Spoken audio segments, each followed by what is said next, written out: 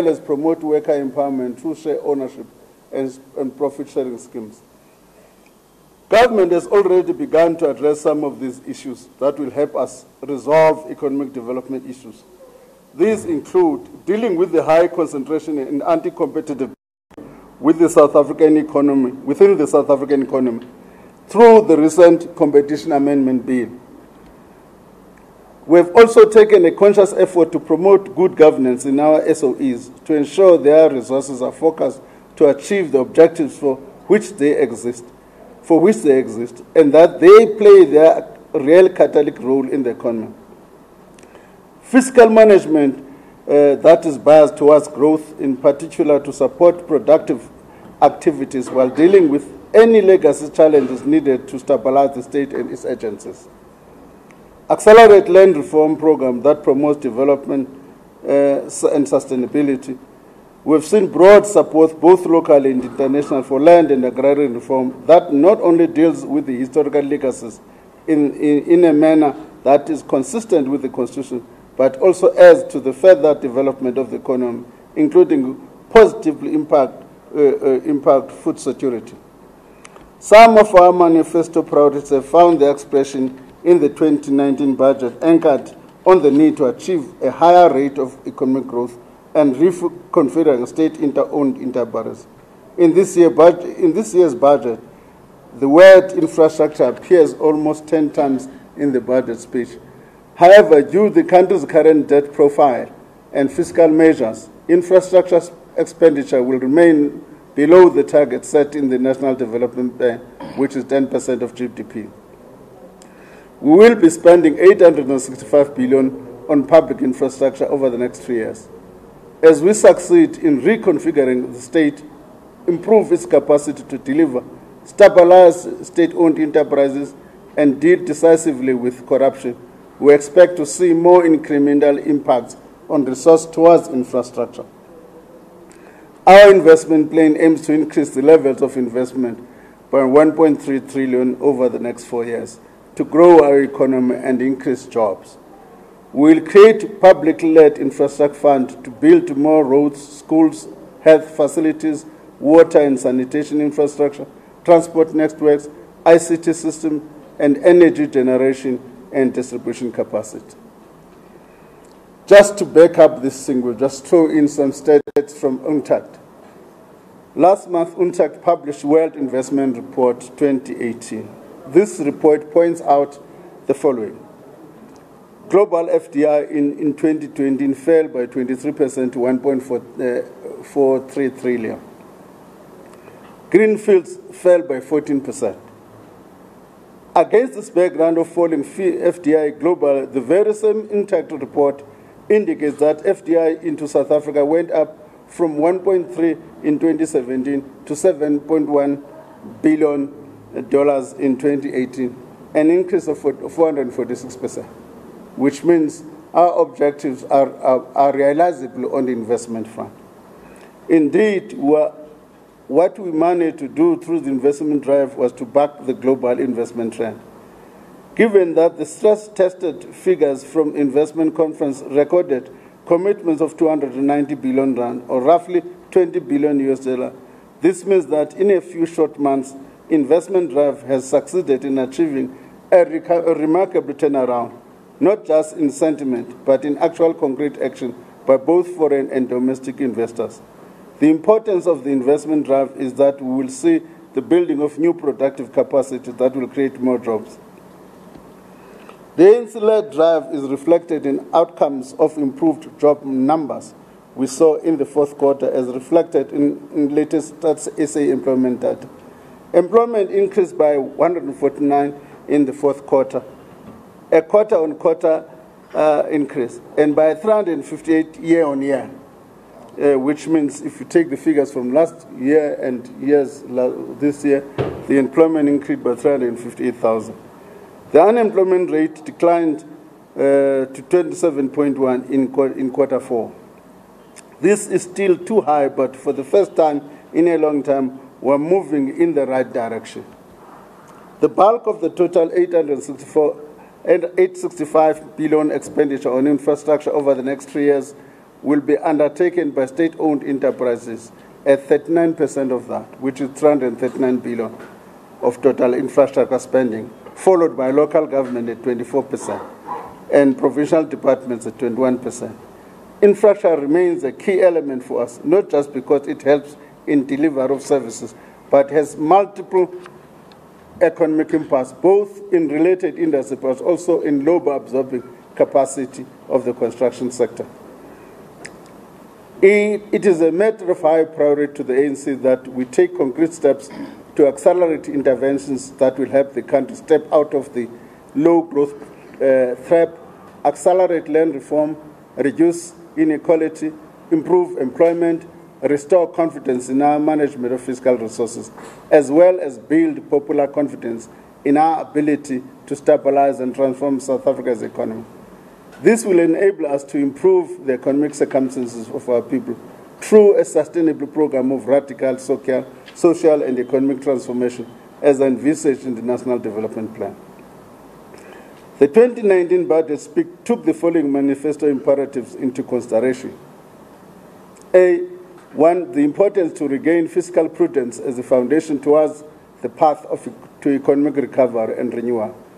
Two, the restructuring of state-owned enterprise to perform optimally and ensure that their boards and management are incentivized to improve the conditions of the SOEs than simply want to get support from the state.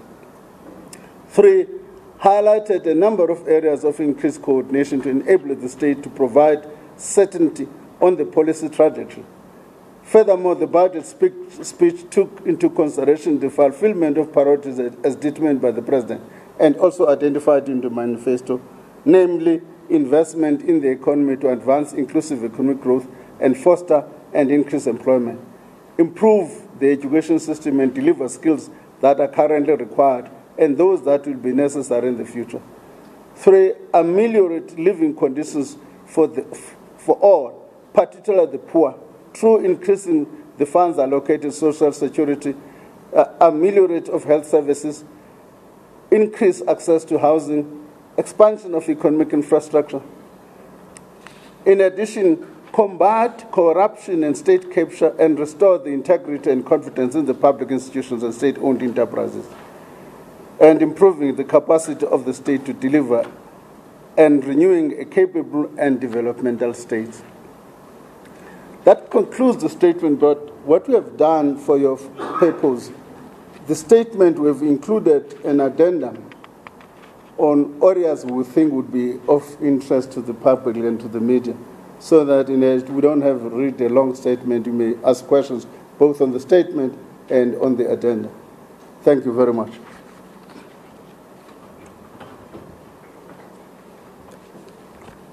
Thank you very much, Comrade Enoch. Did our colleagues get the statement? Can they get copies so that they can ask questions? Colleagues, we'll start now with the questions. What will allow is that each and every one of us can raise their hands. You'll be given a tag number, then immediately introduce yourself and introduce the media outlet where you come from. So we can start now with the questions.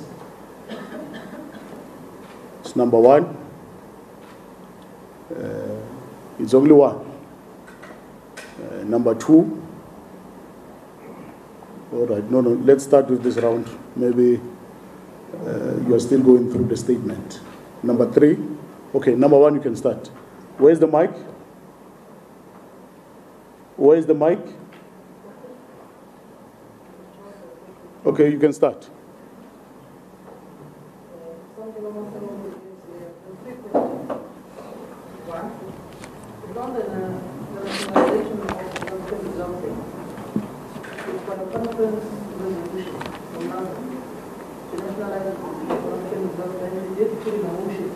In Parliament, later on withdrawn by the former Minister of Finance, what's your position on that, of the Economic Transformation Subcommittee? And the second question relates to the South African development. What's your posture exactly? Why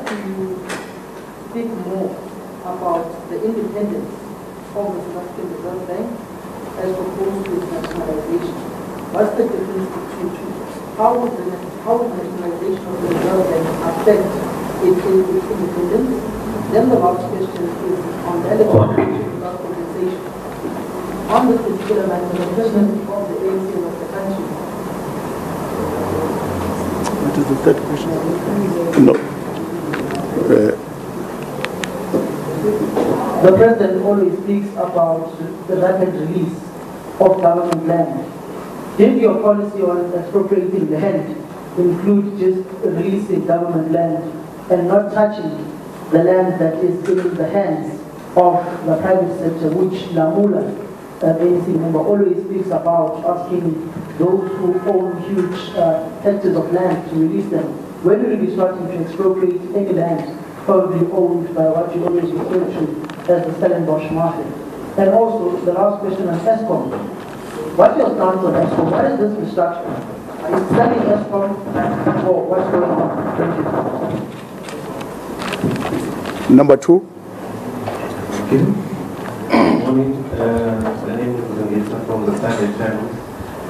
Actually, the same with his last question, he sort of stole my question, which was going to be critical to economic, to the economy is fully functional power utility, and we know that Eskom is far from that at this point in time. But I didn't hear much, from Mr. Kodoma attaching to the issue, and also that it seems like the ANC is being held at ransom, so to speak, by its coalition government partners, the SABC and COSATU, who seem not to be pleased by some of the issues that are going on there, including the unbundling. And also, I mean, in the bigger scheme of things, this reconfiguration of the alliance. So what is the issue there? Because it seems that is the card that the coalition partners, the SABC and COSATU, are using to hold you guys at ransom. And does that not disrupt what you are trying to do in implementing the resolutions of NASDAQ? Also, secondly, Mr. Kodoma, you spoke about the commitment to self-correction, self-renewal, and issues like that. I mean, isn't the ANC not concerned that some of its leaders, are always involved in all sorts of allegations against them? Doesn't that come in the path of trying to implement the resolutions of NASDAQ and trying to push the ANC policy going forward? I mean, who know what of the revelations that came yesterday? I mean, not long after there had been similar allegations against the senior leaders of the ANC. Isn't that compromising the ANC and its image and reputation in the eyes of the public, especially going into the elections? Thank you very much. Number three.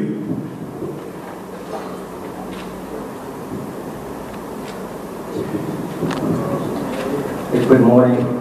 My name is Sente Ogogo. I'm with the SABC. That Golongwan, I've seen the statement, it's very comprehensive. Yes, I've seen the statement, it's very comprehensive. But I would want to know, are there any sort of alternative empowerment model that the ANC is considering? I'm saying this against the backdrop of the evidence that is clearly out there. South Africa right now, we're very distinct. We're a very distinct country in the range. I think people on the social welfare are more than people that are working, but more people on the welfare system as opposed to people in inequality. Again, we're the most unequal society. Are there any sort of empowerment models that you consider? Everyone in this room, I think, would agree that black economic empowerment is good. Everyone will support that. But are you likely to tinker with some of the aspects of black empowerment, black economic empowerment, just to make sure that everyone benefits out of this scheme? And on the renewal project, well, perceptions are perceptions, but once they get repeated over and over again, they become reality in our policy.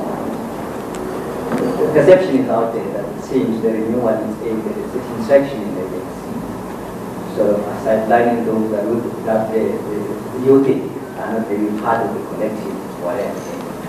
Is this renewal really aimed at hedging or dealing with those that at some point were not supporting the cause? I think one of the considerations.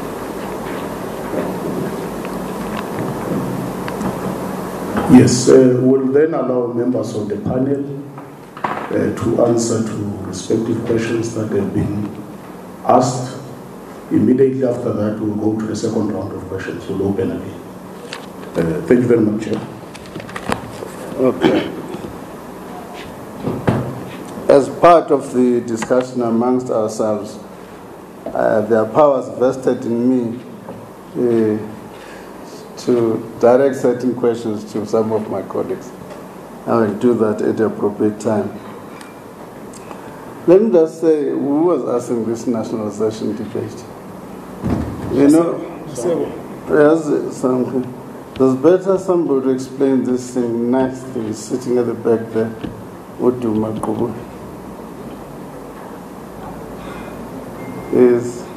I listened to his speech when he, among other things, he said there's too much economic illiteracy.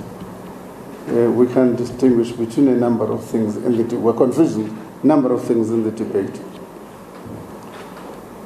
As part of that, I'm trying to attempt to follow on his footsteps and try and grapple with this question. We have said we will nationalize. If you look at the formulation, we said it's a historical anomaly, the ownership of the Reserve Bank to be in private hands, because there are about only 7 of them in the world, particularly after the Second World War. The rest of central banks have become in public hands. That talks to one aspect of the respect, in the ownership aspect. If you look at the Constitution, that aspect is not dealt with in the Constitution. All right? That aspect is not dealt with in the Constitution. We can do it, nationalize the Reserve Bank, place it into public hands, redress the historical anomaly. Okay? That's what we've characterized it. Now, we have made a rider there, there's some work which is being done. We've made a rider, and that rider we should not unduly enrich speculators as part of that discussion.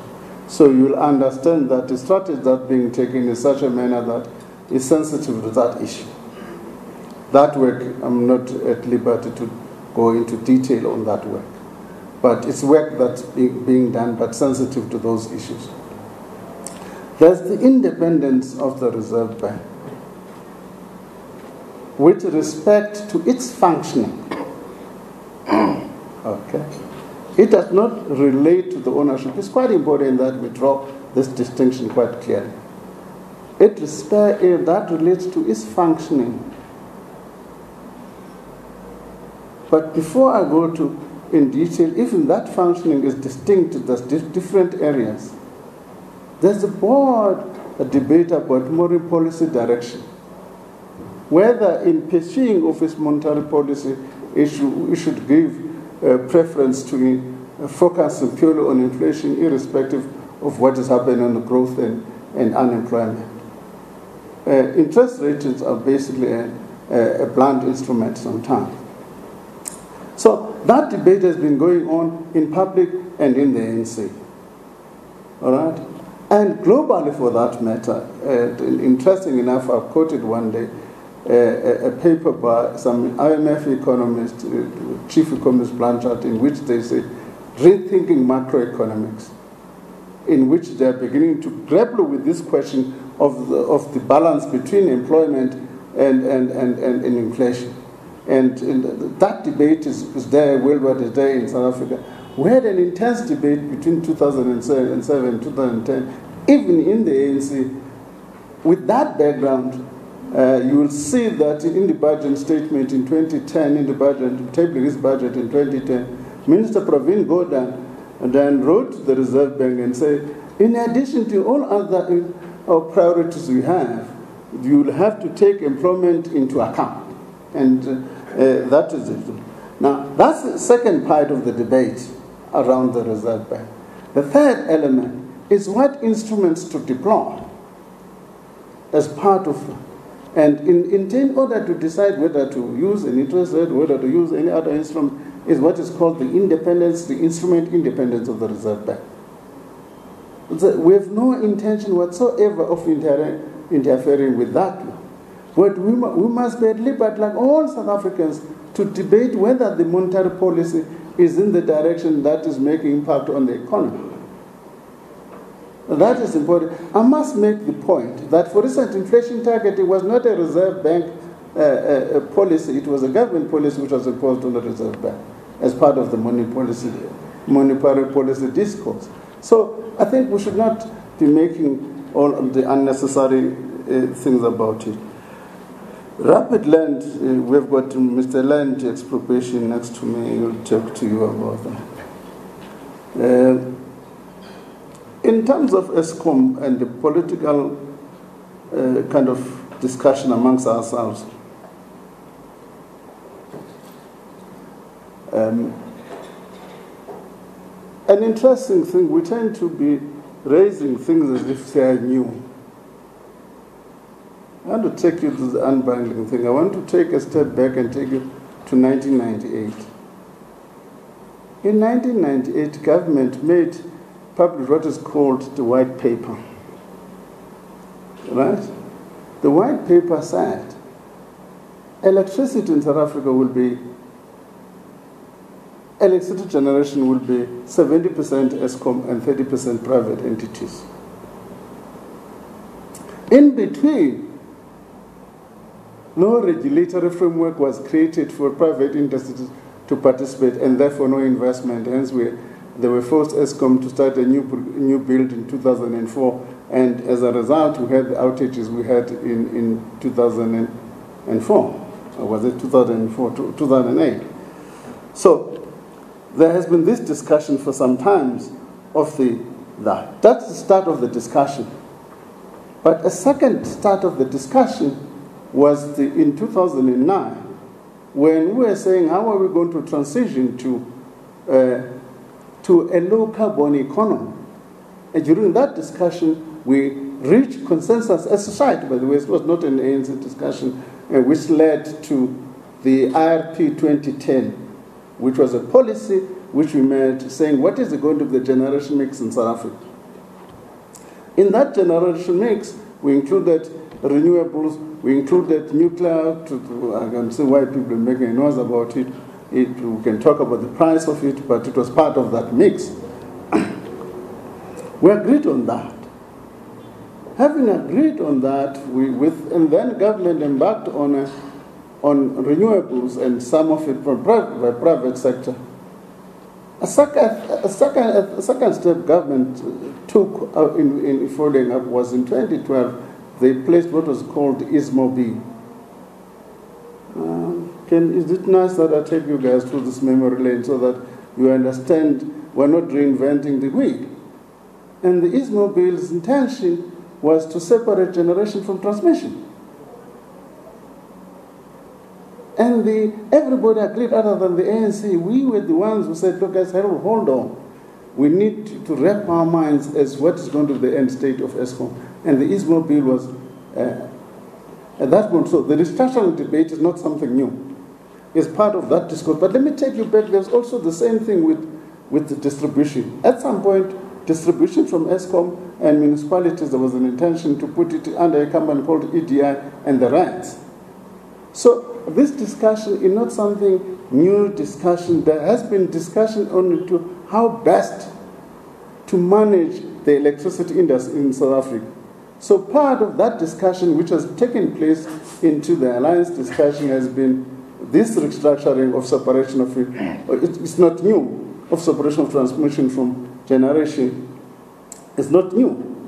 So some of the alliance partners have been taken on board in the discussion in 2 alliance meetings. COSATU then said, okay, fine, we would like to pursue in detail with the Minister of Energy the impact of the IPPs. That's a discussion which is taking place between them at the moment. I thought I should be, because this matter is too much in the domain, I should go into much detail to explain the big background. Allegation against leaders, I would have thought that would focus on economic matters today. But however, I want to point out that no organization would not be worried with that. Okay? Any organization would be worried about that. But for God's sake, ANC members, like all other South Africans, are entitled to due process. One of the difficulties I have with the discourse is something that says, no, without any discourse, something must happen to them. I think that's the fundamental weakness of the discourse. We're not saying anybody must not happen anything, but I'm saying we're all worried about those allegations. On the empowerment models, there are two issues you've raised in one contribution. The first one is unemployment issue. The second one is the black economic empowerment in one question. Let me deal with those separately. We are making a point in this submission that one of our key focus is going to be ensure that we make an implant on unemployment. Unemployment, if you look, it's an accepted phenomenon where unemployment is also contributing negatively to, it contributes to poverty, it contributes to inequality. Even if you read states essays, you'll see the states essay says major contributor to poverty is unemployment. So dealing with unemployment indirectly will deal with poverty. So that's an important point we want to focus on. In terms of black economic empowerment, obviously, you can't hope that government will have the answers. To think that government will have the answers is a mistake. We would like that black bodies and black professionals and everybody who are experiencing, we've got interesting views on how the change should take place, should be the ones who give us ideas. We would like to have ideas from the public, because you're not going to expect people who do not know the unintended. You see, when you implement a policy, there are unintended consequences which we don't know. For instance, one of those unintended consequences has been fronting. But unless somebody brings that to the attention of government, nobody would know. So that's what we would like to... what was the last question from you? Lamola, you'll take that. And anyone wants to add on another question? What was the last question? I didn't capture it properly. Oh, renewal. Oh, this person says renewal. Renewal is not... It's a renewal by everybody in the ANC. It's not a renewal. We are factionalizing an important term. We are factionalizing because renewal is about how to renew the movement and renew ourselves in terms of our commitment to the values of the system of the movement. It's not about any factional issue. But any addition to Rob and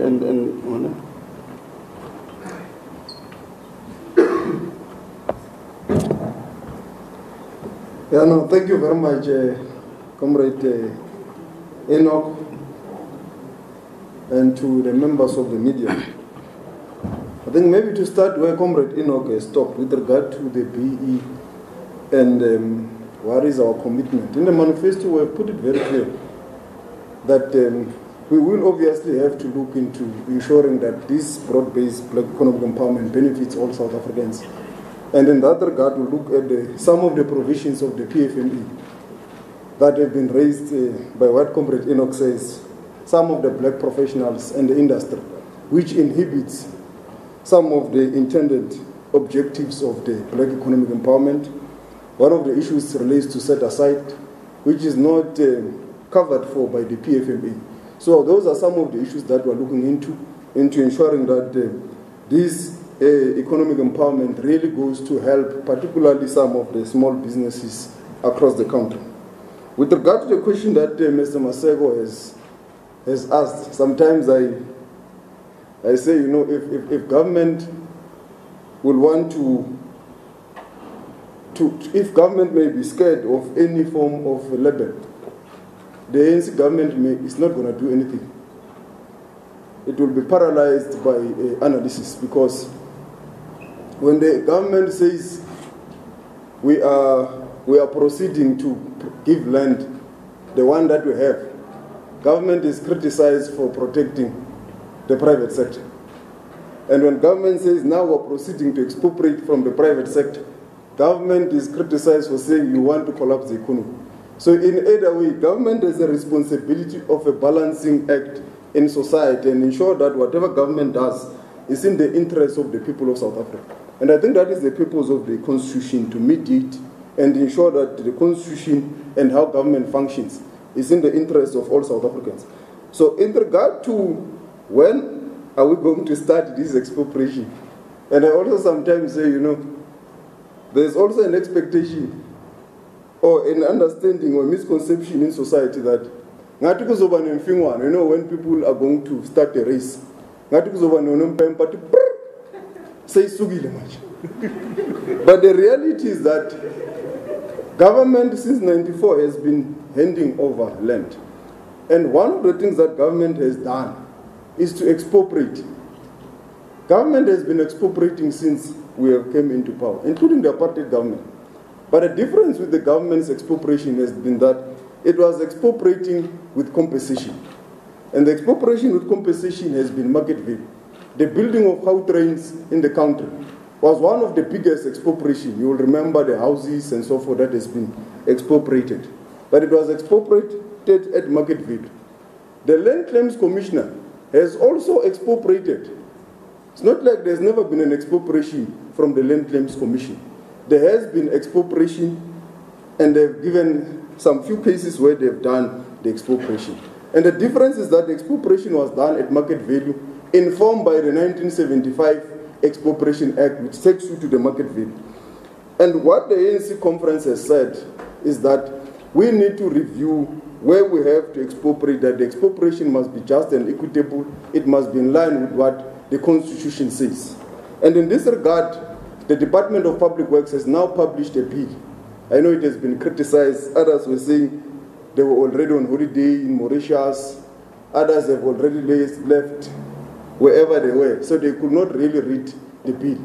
But the bill was published, and any comment was supposed to be filled up until now, which is giving enough time, including those that went to holiday, those that could not access Wi-Fi wherever they were. So there was enough space for anyone to make a contribution to the expropriation bill. But what the expropriation bill does, it lays the principles and the circumstances under which expropriation without compensation is going to happen. You may criticize it for whatever, but there is a space for you to strengthen the bill and say, this is what I think it should do, and this is how it should be done. And we have also said to the department, they should need to look at it to make sure that at least the expropriation can happen as quickly as possible within the terrains of that bill, which they are going to re-strengthen to ensure that it resolves some of the expropriation issues. And in this regard, one of the issues with regard to the rapid land release. Why are we saying there must be rapid land release? It did not start now. It started in 2011. There has been a process of rapid land release across the country. And even in 2018, after the Nazareth resolution, the impetus was put more on this issue to say government must do more. And most of you will have seen the president handing over the Mkwanazi claim in KwaZulu-Natal. There have been various land handovers across the country. And there will be a lot more from March.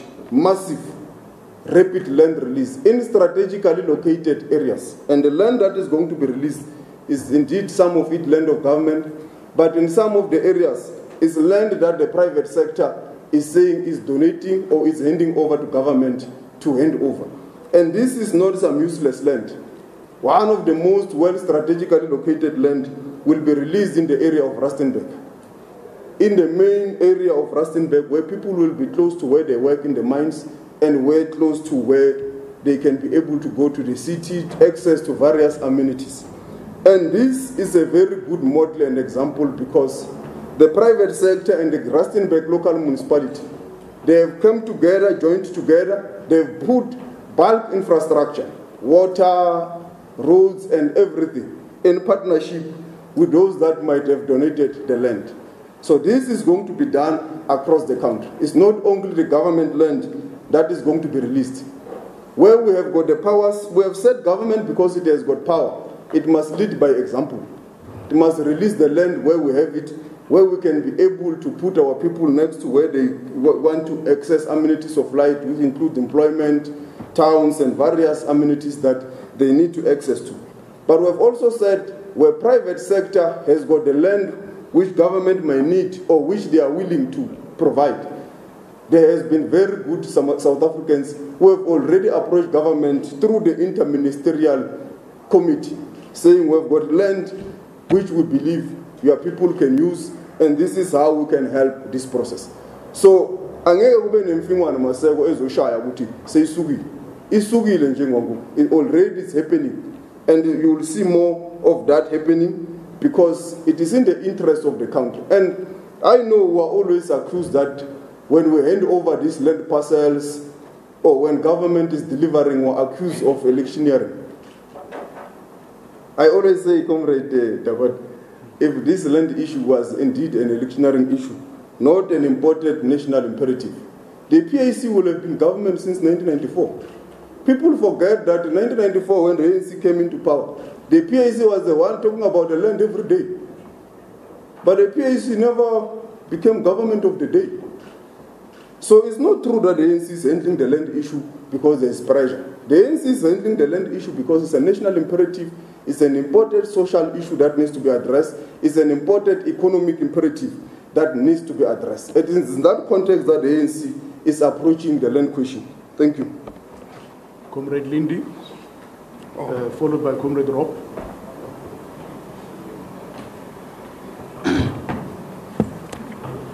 Thank you very much. I think we need to start from a perspective that says everything that is being discussed here and every summary of the different sectors that the African National Congress is focusing on will address the issue of black economic empowerment. For us in the department and following what the ANC is talking about, we believe that we have to continue to deal with the changing of the structure of the economy of South Africa. And if we don't deal with that, it will be very difficult for us to find solutions of ensuring that the black economic empowerment we're talking about moves forward. And therefore, it's important for us to recognize the importance of working together, both government, civil society, private sector, and in particular private sector. Because when private sector continues to say there is a trust deficit, we need to say back to the private sector, let's work together. If there is a trust deficit, let's work together to deal with that. From a perspective of black economic empowerment, I think there's got to be a recognition of the fact that we need the capacity of the state to be able to assist those that want to be empowered with the rights and necessary support that they need to get. So if you talk about black economic and empowerment, you're looking at, from a perspective of small business development, what is it that we are doing as government to empower your small and medium enterprises? And when you talk about the land that we're talking about, it's about the land being given to your smallholder farmers, but not just giving them the land, but ensuring that you give them the necessary support. And I think I'd like to also ask you guys sometimes to come with us to some of these places, for you to see how young people in particular. I'm here, I traveled from Mpumalanga this morning. Yesterday I spent the whole day in Mpumalanga, and it's amazing how you go out and find young people who are finding solutions. Young people who many have spent their times in Johannesburg, and they discover that while they are in Johannesburg, it's useless to hang around in Johannesburg. They've gone back to the land because the government is saying, here is the land. These are young people who have got degrees and a whole range of capacity in the farming, where the young people are saying, we want you, government, to come along and help us. Because addressing the issue of black economic empowerment must not be seen as a solution that would have happened from 1994 to now, and that's it. I am a Minister of Small Business Development, and I'm telling you, I wake up in the morning feeling very excited about the young people that I come across who are wanting to work as hard as they possibly can, and all they are asking for, they're saying, government, create the conducive environment for us to be able to work for ourselves. 2, government, make sure that you remove the obstacles and the red tape that makes it difficult for us to even access the opportunities within government. 3, they are saying, government, coordinate your efforts. And I think from all aspects of government, they're saying coordinate your efforts so that from national, provincial, and local structures, we are able to access these opportunities. And if you look at the sectors that have been identified by the ANC, you'll see those key sectoral areas which have been identified in the addendum: your oil and gas, energy, transport, information and communication, tourism, and the creative industries and so forth. As a Department of Small Business Development, we see the opportunities here for SMMEs. The bottom line is that what do you do to make sure that those SMMEs have the real access to these opportunities that we are talking about? So I do believe that in empowering those need to be empowered, we need to make sure that we create a conducive environment from a legislative point of view, from a regulatory point of view. Here's another issue coming from Mpumalanga again. Going out to the outskirts of Mpumalanga, I found that in the deepest corners, you have the people who are owning your spaza shops and all, and it's just amazing how much of that space is being occupied. And if we don't wake up to the reality of saying, what do we do to help our own to be able to be the ones that occupy that space, we're going to be in trouble as South Africa. And I think we need to be honest and frank and real, because our people on the ground are the ones who are saying, why is it that these spaza shops are being owned by people who come from somewhere else? And we say to them, there's got to be a difference between you saying foreign nationals who are legal and foreign nationals who are illegal. There's got to be a difference between you saying those that are operating illegally in the areas where they are operating and those that are operating legally.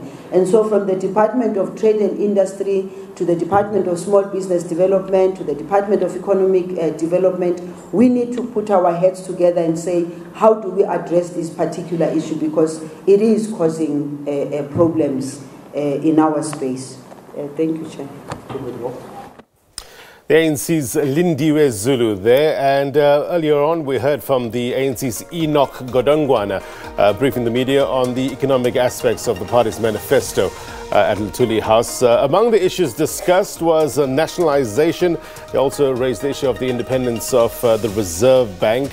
Also, Eskom, very topical, mentioned there, and the unbundling issue, saying it's relatively not new subject to be broached. He referred to back in 1998, there was a white paper talking about the electricity generation that will be 70% Eskom and 30% private entities.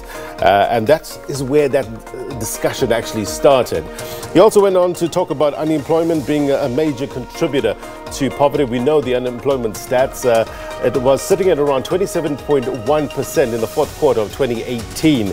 So speaking about that, also the BEE issue, and speaking about the unintended consequence of BEE being one of fronting, and they're looking into that, and also the issue of the rapid land release, saying it started, this was from Ronald Lamola, saying that it started back in 2011, and it's got to do with strategically located land. That, in a nutshell, is what that briefing was all about. Let's take a quick break. Are we taking a break? No? All right, let's take a quick break. We'll come back with your headlines.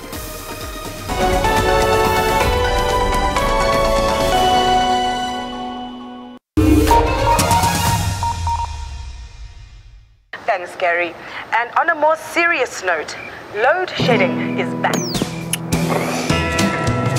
Where's my cup?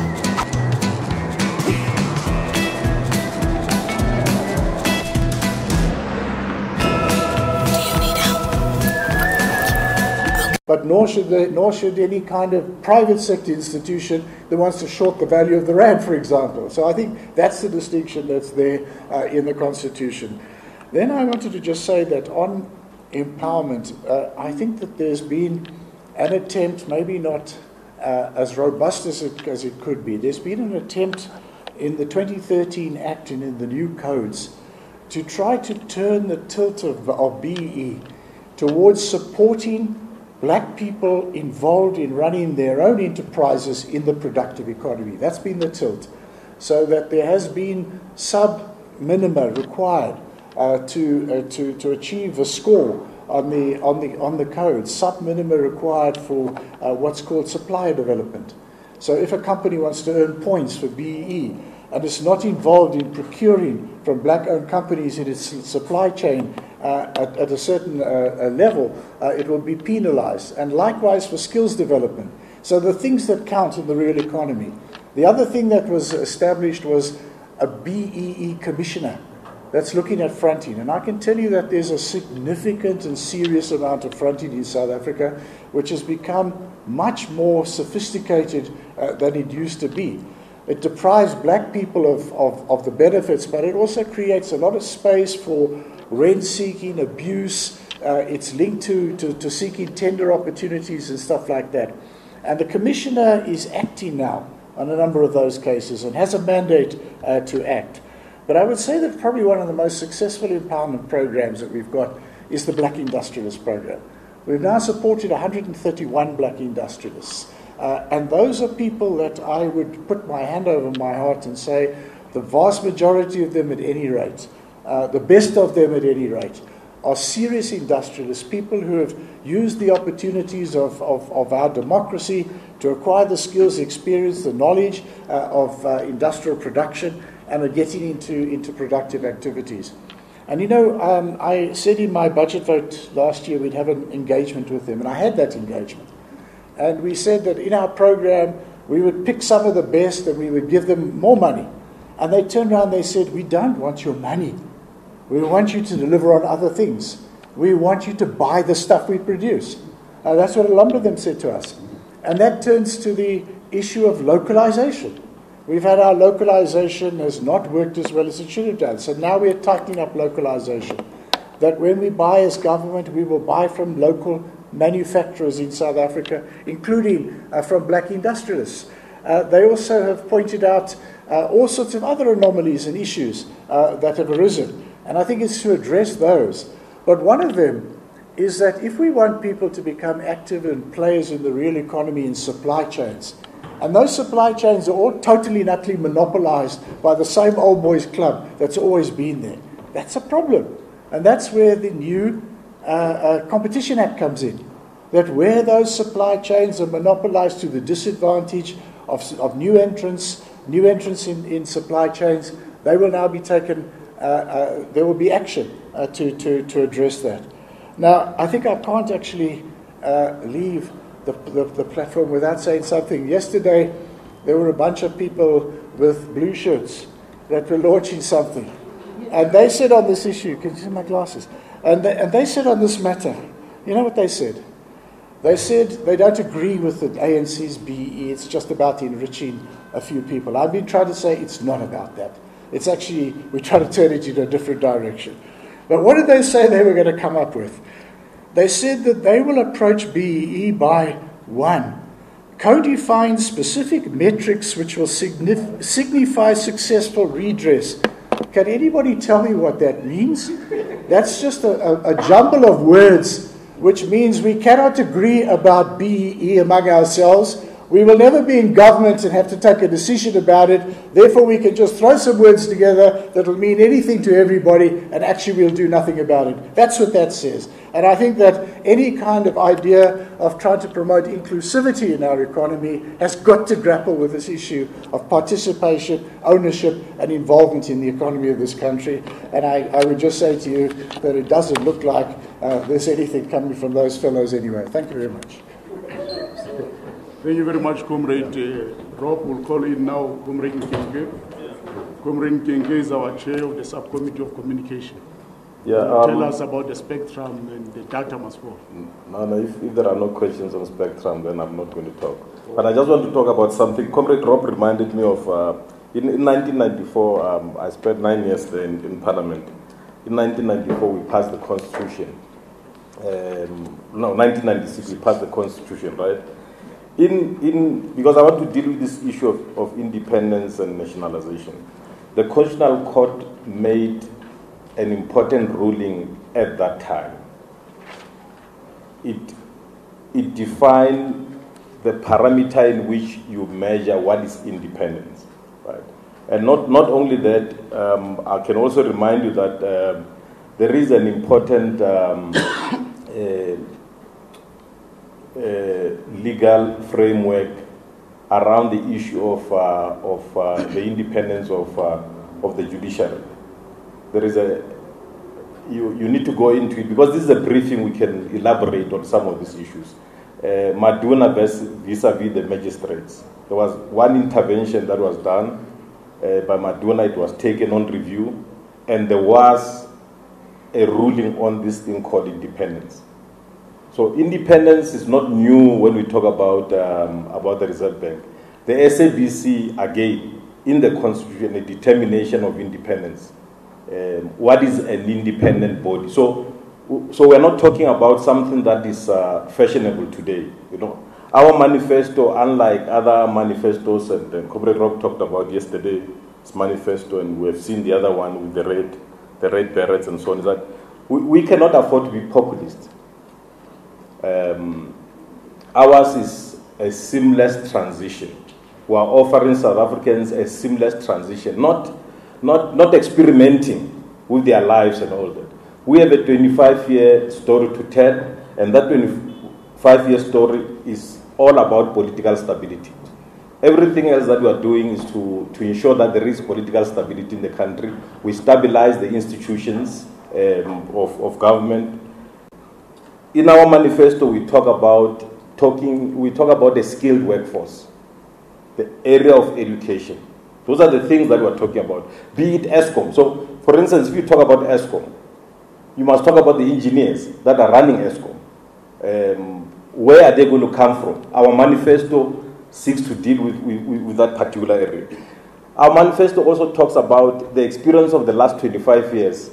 We are saying we need a more a clear legal and regulatory framework. Everybody must work together, because there are challenges in as far as working in silos are concerned. So you are going to see a government that is pulling everything else together. For instance, the issue of data and how we address it. It is no longer an ICASA issue. It's an issue that is also dealt with by the competition authorities. For instance, the issue of how to deal with monopolies, right? Let me give you a background again, and it relates to Eskom, right? But there is a lesson from our sector itself. Telecom, like Eskom, was a natural monopoly. Now, what happened to Telecom? We gave Telecom an objective. We said to them, you need to roll out into the rural areas. And what did we say? Telecom came back to government and said, we are unable to deal with this issue on our own. We need strategic players to work with us in order to roll out services into the rural areas, right? What about the issue of voice? Telecom was challenging as far as voice is concerned. Voice is, so if you look at the telcos, right? They're not different. It's all about infrastructure, right? Competition and all that. They're not different from Eskom itself and how you deal with it. The last mile, for instance, it's all about in as far as Telecom is concerned, Eskom is concerned. Eskom is unable to deal with the last mile. There is a problem there. It's made up of engineers. It's skewed towards the engineering faculty and so on. But the last mile is about customers. It's about Eskom will not know how to go to a customer and say to them, pay for the services that you receive. So we can't continue with a model that is not working. right? So we have learned from the telcos that there is a way of maintaining government ownership in the sector without stifling competition. So there has to be competition in order for many of the social problems to be addressed and so on. So I was just standing up to say the issue of independence we have dealt with, and we can elaborate more on its history and so on, but there is a determination as far as our constitution is concerned. So when we say the Reserve Bank is independent, we have lessons in the last 25 years on the issue of independence. And secondly, the area of where Eskom is going, we have already dealt with a natural monopoly called Telecom. So go back into how we dealt with the issue of telecoms and competition. There are lessons to be learned there in as far as energy is concerned.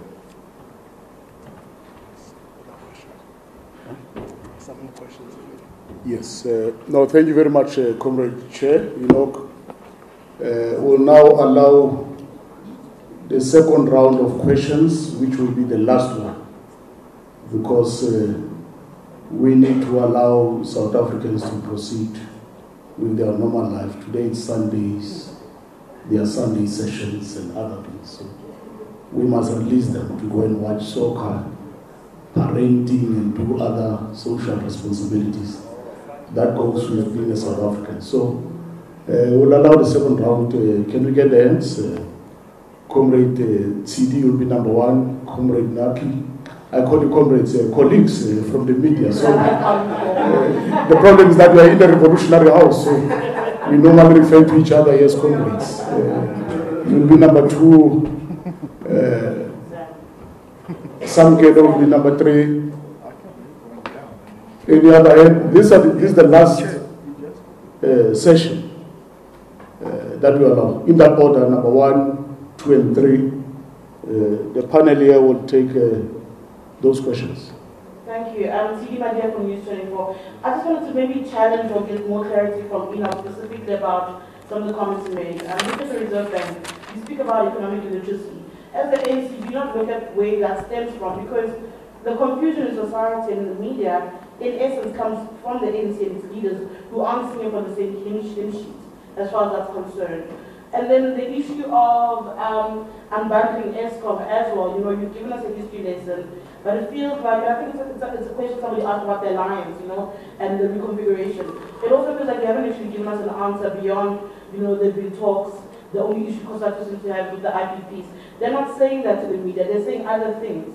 So I just wanted to look at that. And then the last question is around ETOs. I think I was going to ask about the DA and the BE, but I think we got that answer.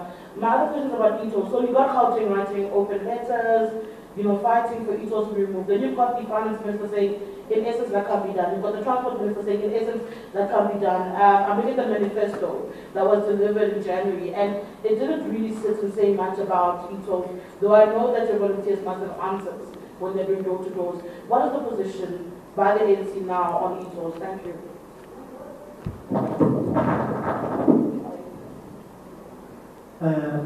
You will excuse my voice because I have got a bit of flu. My name is Eric Naki from the Citizen newspaper. I just want to know, the NDP, National Development Plan, has been there for a long time now, and it envisages infrastructure development as a catalyst for economic growth and job creation. And yet, in the last 5 years or so, there has been a problem in the development of infrastructure in terms of construction, especially civil projects. That is what the construction industry has been complaining about, that there has been a problem in the civil projects. The projects were postponed, projects were cancelled over the last few years. Are we likely to see now, the next period, a situation where there is South Africa is turned into a big construction site? Are we likely to see infrastructure provision being taken seriously this time, so as to create these jobs that we have been talking about these jobs that are being envisaged in the NDP?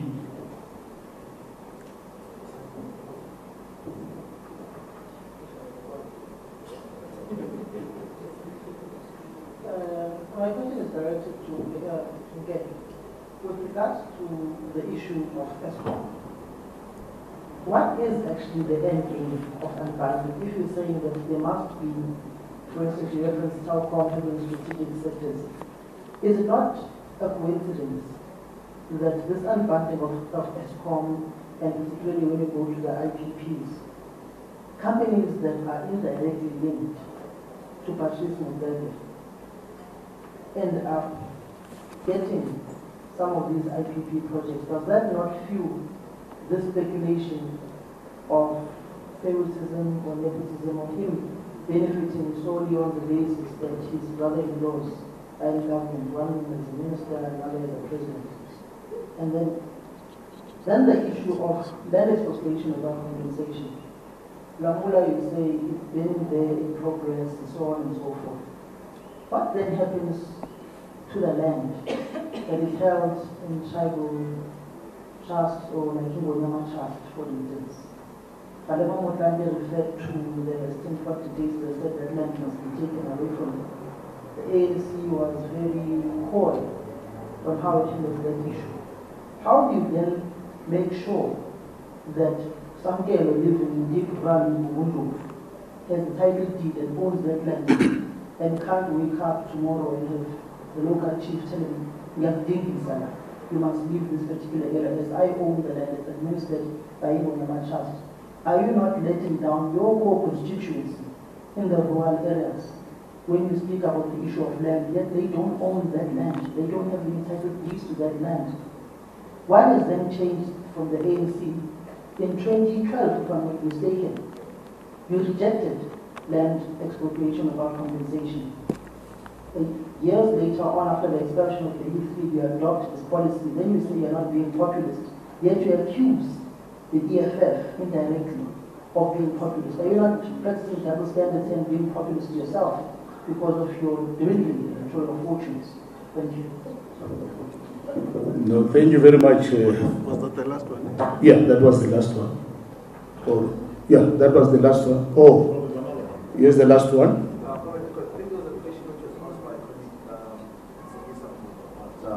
Allegations that some of the party senior members are facing. We just want you to respond to that question.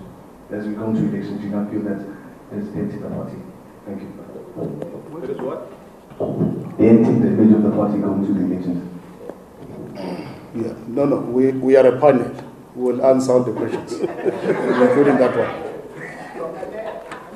Yeah, okay. Let me start with singing from the same hymn sheet.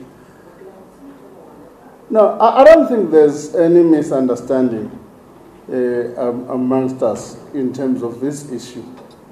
Let me just give you an example. The Secretary General talks about nationalization of the Reserve Bank.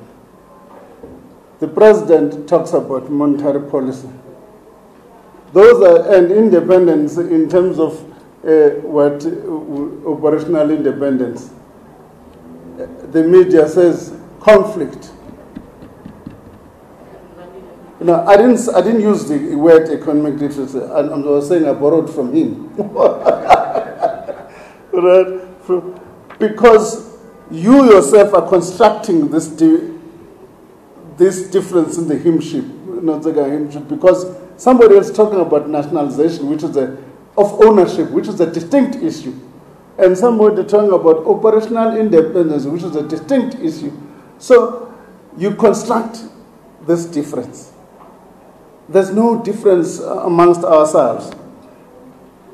In terms of reconfiguring an alliance, I know I'm trying next door people. We told you that's not our purpose here. Okay? That's not our purpose. I'm being honest to you. I don't want to mislead you and the public, because that discussion takes place at a level called the Alliance Political Council. None of us are members of that meeting. No. Let me just, it does not. It does not affect. Let me just tell you why. it has not affected the operations of the alliance. I'm telling you now, insofar as it comes to restructuring of state-owned enterprise, for instance, that discussion has taken place amongst all of us. Some of us who are involved in that were called in as part of those discussions. It does not affect it. So there's this creation that there's this fight amongst ourselves on that issue. So I'll try to explain this issue. Insofar as e-tolls are concerned, what is the reality? And we've got to deal with reality. The reality is that people in Gauteng have refused to pay for the e-tolls, and the Gauteng comrades and government have taken a stance on that regard. So they will be debating, to my knowledge, with the president. I'm not privy to the details, that something needs to be done. And the Gauteng province are not going to say, let's not service that debt. There's debt that has been incurred in constructing the roads.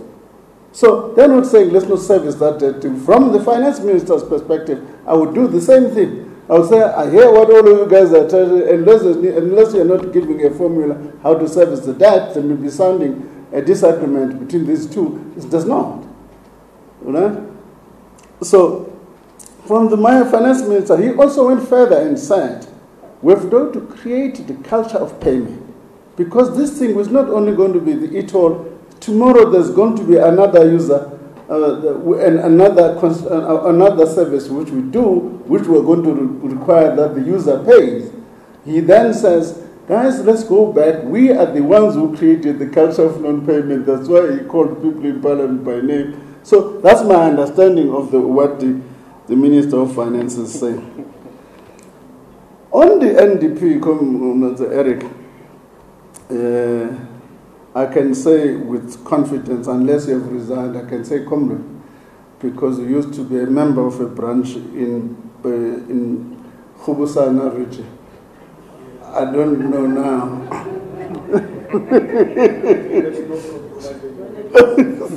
Okay. But I must say, the infrastructure issue has been a problem. A number of the serious companies in the construction industry have been negatively affected. Key big ones, for instance, Basel Rate has gone on business rescue, Liviro has gone on business rescue. So that has had serious impact on the construction industry. Government has got to do something by stimulating the infrastructure. No, to save those companies, but mind you, construction is a major labor-absorbing industry. And if you look at the size in terms of GDP, it is equal to mining in terms of 3.8. But in terms of, not mining, what is this sector? I can't remember now. But it's 3.8 together with another sector. But in terms of employment generation, construction is far higher.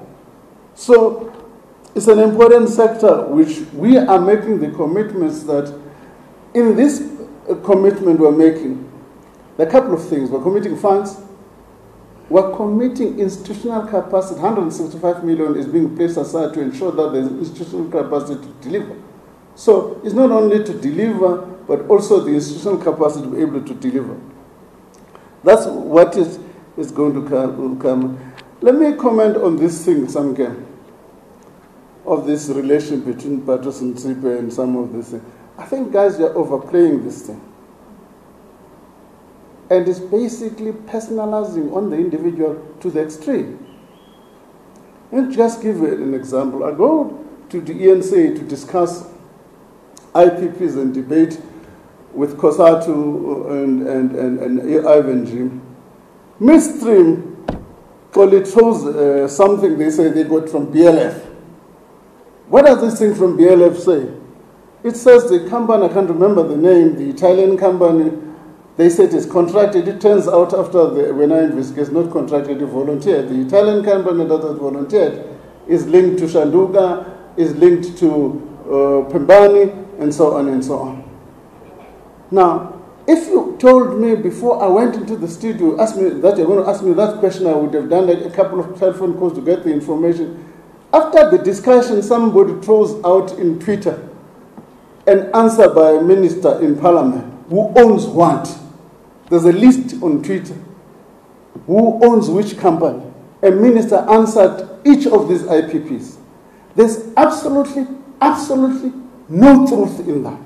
It's fake news. A media house such as ENCA continue to publish this fake news. We are being unfair. There's absolutely no substance. Go and look into it. A relationship between, but that's the first thing. The second thing, the IPPs did not start with round 4. Before Jeff signs window 4. There's been window 1, window 2, window 3, long before Jeff. Long before Jeff. What you are trying to do is to actually personalize an issue of national importance, because what the debate is about, a couple of issues in this debate. The debate is about how do we transition to a low carbon economy, and secondly, what is going to be the generation mix in South Africa moving forward, and what are the implications on the end state of Eskom? I'm thinking it's going to answer that question. But I was answering the participants. People are spreading this lie, and media houses that are big like yourself, I got who's BLF? They are going to the studio. They say this is what BLF says. After leaving the studio, I look at this thing, this relationship with BLF and these companies. There's absolutely between Ian, whatever that company is, and participants of this company, absolutely no relationship. I only got to know, but somebody was listening to that interview in ENCA in South Africa has got that belief. That's wrong. That's wrong. I wanted to deal with that, and then you can take and the 3 others and allegations. Thank you, Comrade Enoch. I requested Comrade Dakota to allow me to respond so that I can leave. I'm going to Mpumalanga. We've got a program there in remembrance of the former chairperson of the IPPs, in Mpumalanga. I think there's only one question. Comrade Enoch to add. Comrade Jeff had a press conference this morning. I think it will further help Mr. Masego in terms of those answers. Then Masego is saying we are very coy about this thing of communal land. We are not. The only difficulty or challenge or misconception in society is that communal land is the land under Ngonyama Trust. There is communal land in most of the former Bantu states in South Africa, or most of the rural areas. So if we want to resolve the challenge of communal land in rural areas, we need to have a legislation that is going to regulate all communal land in the country. And that includes the land under Ngonyama Trust. So then the high-level panel has made some creative recommendations in terms of how we can handle the communal land in terms of a kind of registration system. Because today the kind of land ownership or land rights in the rural areas, you cannot register it in the deeds office. The deeds office can only register a title deed. And that's why maybe there is in society an understanding that the only secured right of ownership of any land is a title deed. And it's not the only secured right. In many countries, it has been proven that you cannot have one single system of land ownership and you succeed in terms of how land should be handled. Even China is sometimes misconceptualized as a one land ownership system. It's not true. In China, the land is owned by the state. It's also owned by communal collectives in the communities. And even now, in 2004, China has passed a constitution which is gravitating towards recognition of certain private property rights. And during the period of Deng Xiaoping in China, when China was modernizing, they've also made sure that foreign direct investors have got a particular dispensation that protects the land rights of the investors. So there's no country in the world which has got one single ownership system which is enabling economic participation and is resolving some of the social challenges in its own country, which we are told we must do in this country. And if we then do it like nationalization of the whole land, it's going to be a silver bullet to resolve the land question in South Africa. We have done the kind of custodianship in minerals. We have done the kind of custodianship in water. But it doesn't resolve the equitable access to the water challenges in the country. And also, it does not automatically transform the mineral sector. Mr. Duma always speaks about how he believes we can use BE to resolve the national BE legislation to resolve some of the contested issues in the mining sector.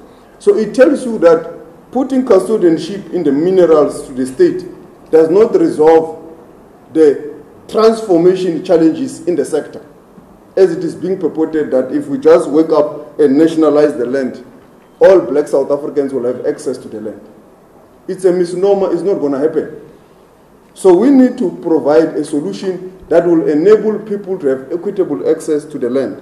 And in that regard, with regard to communal land, the Department of Rural Development is in a process of crafting legislation that will holistically regulate all communal land, and that will give a secured right for all landowners in the rural areas.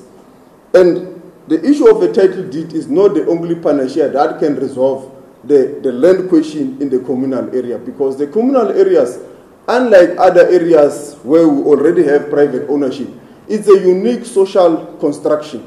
There are identity issues, there are issues in the community, cultural issues, and so forth.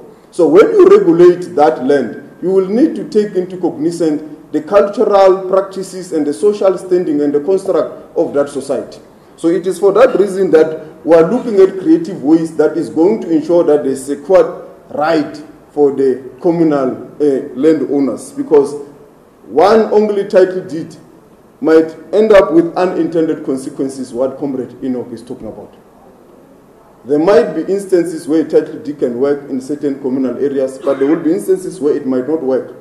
So the recommendations with regard to that is what the department is currently looking at into crafting a communal land regulation that will enable us to resolve the issue of the security of land ownership in the communal areas.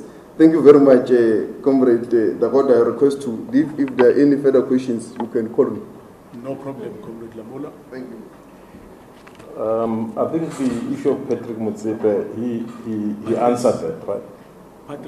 Patrice. Is it Patrice? Patrice, yeah. Patrice Motsepe answered these allegations, and I don't think they belong here, because it's about the right of an individual to conduct business in South Africa, and I think that has been addressed. Just on, I was drawing lessons from the telecom sector. Today, as we speak, you are enjoying Wi-Fi if you are in the connected areas and so on. That's competition. That is infrastructure competition. There are about 35 players that are playing that space. Has it killed Telecom? No. It doesn't kill the natural monopoly. So if you say there are IPPs, they are there, but they're not going to kill Eskom. Right?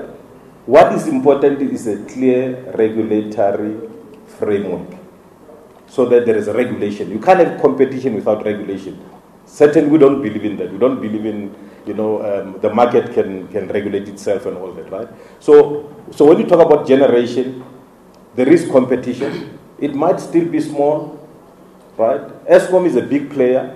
It will continue to exist, and for our national interest, Eskom must continue to exist and be a strong player in the generation space. Let me give you an example about transmission. If I am to roll an optic fiber from here to Nelspruit, I have to dig the ground, right? Either I dig the ground or I use satellite or some wireless communication. Those big transmission infrastructure of those pylons of Eskom, you can overnight roll out a big pipe, a big optic fiber to Nelspruit from Johannesburg, to Cape Town, to any other city. When you talk about the fourth industrial revolution, one of the things that we have to do is to focus on infrastructure. I had the question about infrastructure. we always talk, when we think infrastructure, we think about construction. In the ICT space, there is an opportunity for the telecom operators in the infrastructure space to work with Eskom. But when you knock at the door of Eskom, you need to find the right person that can talk to you. Not somebody who's focused on generation. Somebody in transmission, we say, let's roll out an optic fiber cable from here to Nelspruit or to Cape Town overnight without digging the roads and all that, right? So the connectivity of cities is also the responsibility of somebody at Eskom. They must start thinking like that. That is what I was talking about bringing everything else together. Because we are one country with national objectives, and all players, infrastructure players, in all these sectors must come together and we find solutions and so on. The distribution one, I've already raised it. The municipalities are involved in distribution. Let me tell you something. If you are a resident of Johannesburg, maybe it's not happening under Mashaba that much, right? If you don't pay your bill, somebody sends a reminder, hey, you must pay, right? If you don't pay within 30 days, they cut you off. During the ANC government here in Joburg, and that is why I think Joburg is really suffering in collecting revenue. The ANC government used to cut you if you are not paying. We used to be affected. You know, you forget to pay your bill, they come and cut you, right? There is a specific focus on getting money from the consumer for what they have used. Eskom has got no capacity to be knocking at your door and generating that bill, because mainly it's mainly an engineering company. It's all about generation. Don't talk to the engineer about customer facing these things, right? So when you talk about unbundling, like I'm saying, it has happened before. It is continuing to happen. Comrade Enoch talked about unbundling, not as a new idea that comes because of there are elections, right? We can afford to be populist as the ANC, right? There has to be a continuation of our policies. Where we've made mistakes, we're able to admit that we've made mistakes.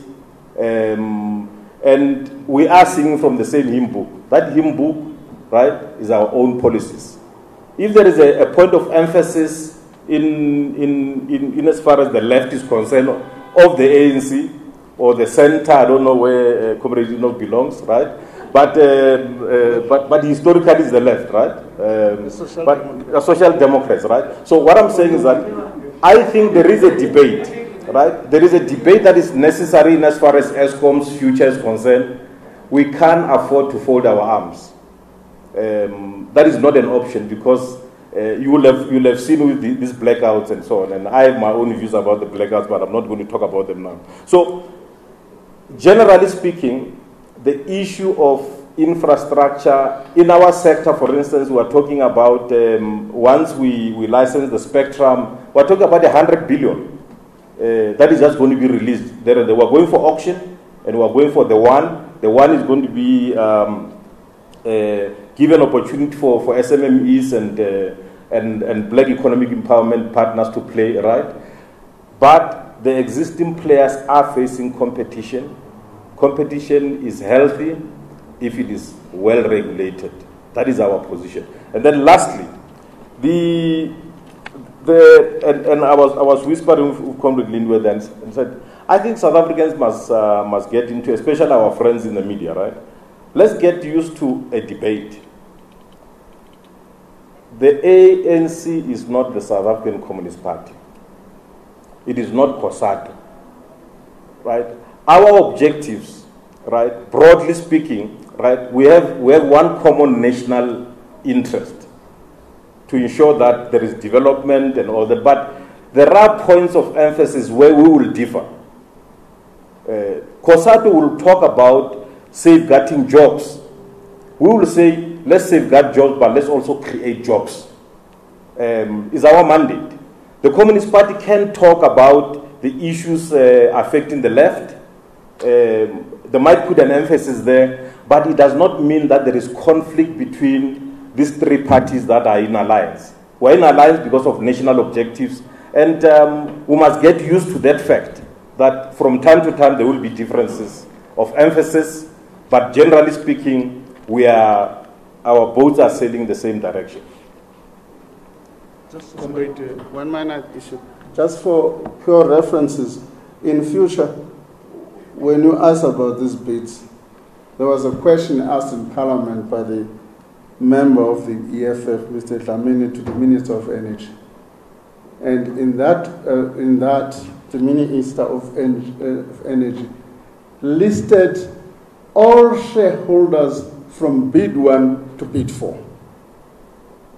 So it's a public available document. It's going to be quite important when we debate on the basis of substantive information which is available in the public, rather than kind of conspiracy theory.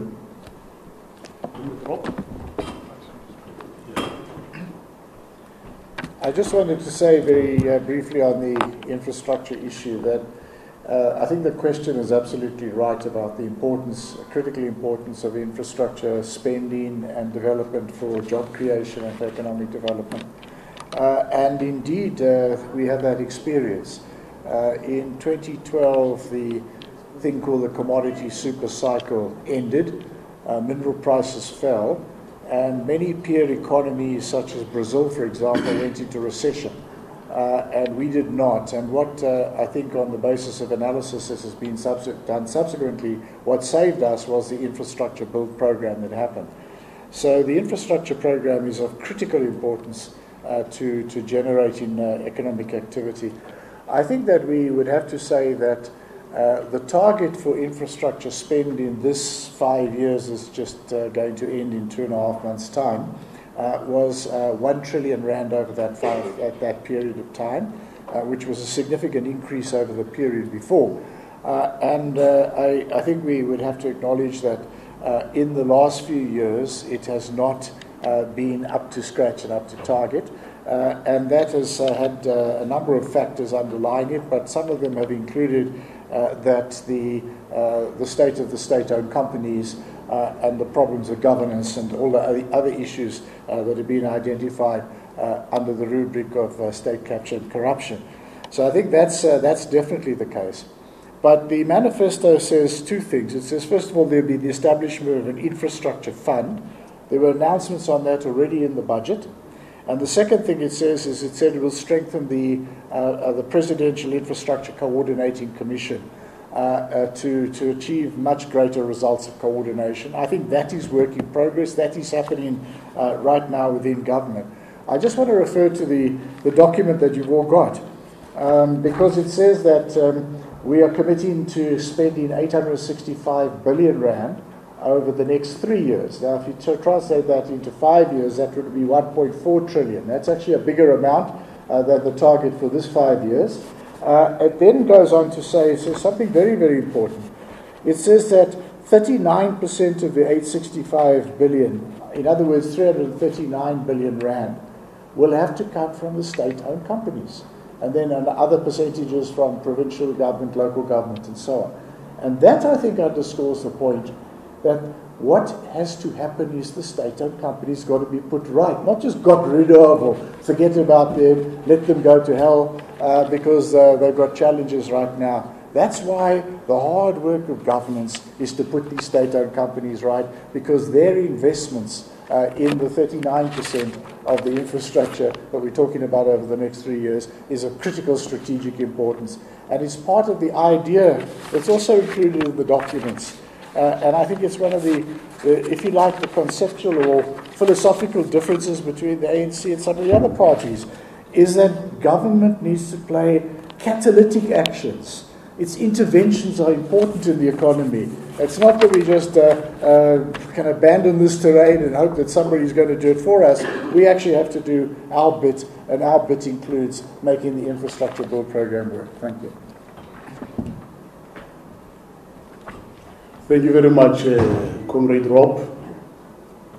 On the allegations and how they affect the party, I think we need to reiterate, firstly, the policy position of the African National Congress related to gender-based violence.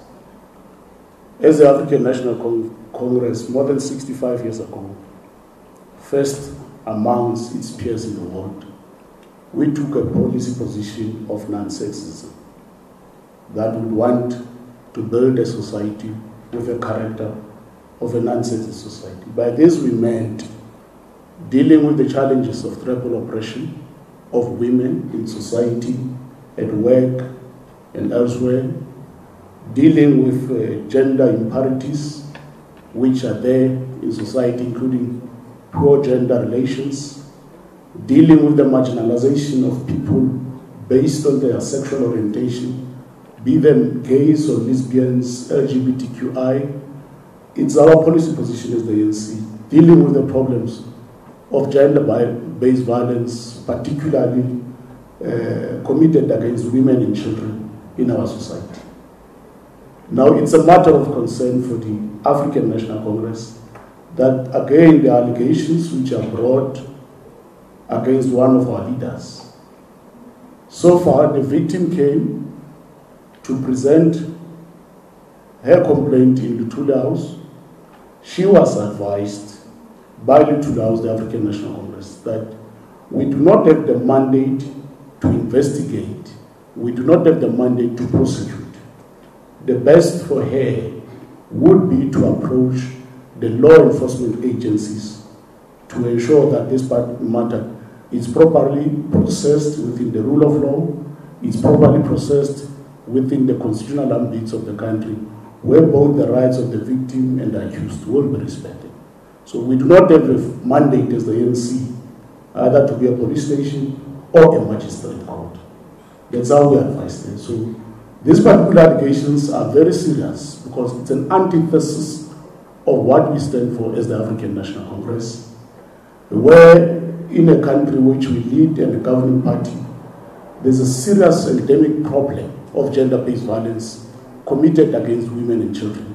We take these allegations very serious, and I'm sure we can make decisions once the matter is properly processed through our structures. For now, there's no decision. Comrade who's alleged to have committed this horrendous act is still our leader, is still in office.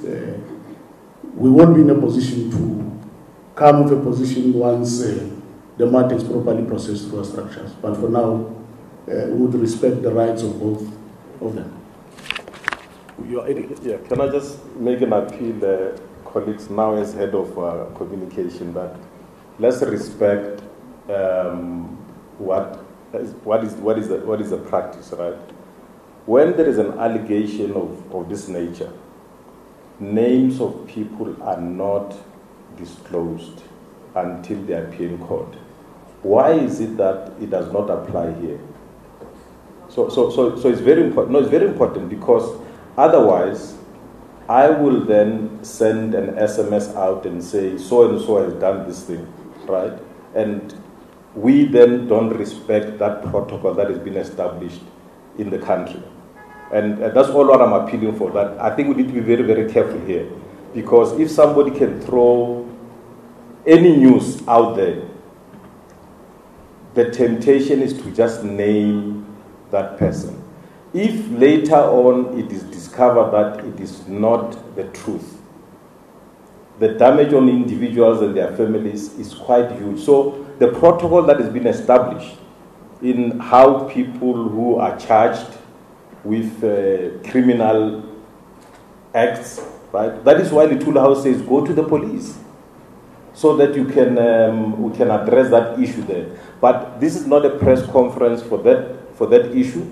It's something that as the days evolve, maybe these issues will better be addressed, but not at this press conference because we're talking about the economy. Thank you. Thank you very much, Comrade Nkenke. Yeah, just on Eskom,